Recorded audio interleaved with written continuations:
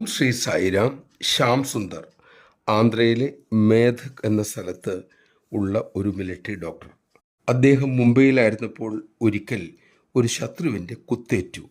ശ്യാമസുന്ദറിനെ ഉടൻ തന്നെ പൂനെയിലുള്ള ആശുപത്രിയിൽ എത്തിച്ചു.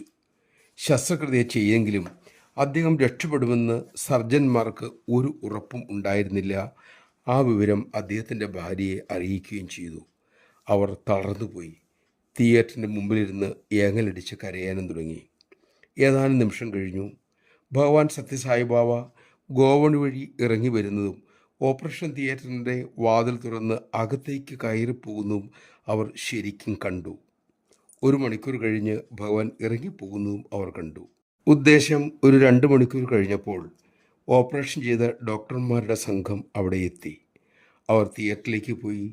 കുറച്ച് കഴിഞ്ഞ് തിരിച്ചു വന്ന് ശ്യാംസുന്ദറിൻ്റെ ഭാര്യയോട് പറഞ്ഞു, ഭയക്കണ്ട, അദ്ദേഹം അപകടനില തരണം ചെയ്തിരിക്കുന്നു.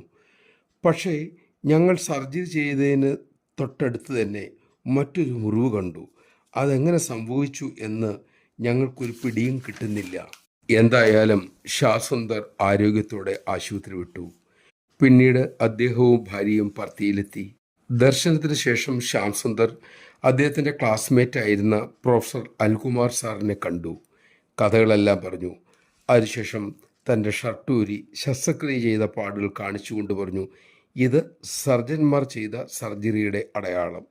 മറ്റേത് സൂപ്പർ സർജൻ ഭഗവാൻ സത്യസായി ബാബ ചെയ്ത സർജറിയുടെ അടയാളം. അത് കാരണം ഞാനിവിടെ വന്നിരിക്കുന്നു, താങ്കളെ കണ്ടിരിക്കുന്നു, ഈ ഈശ്വരകഥ പറയാനും സാധിച്ചിരിക്കുന്നു.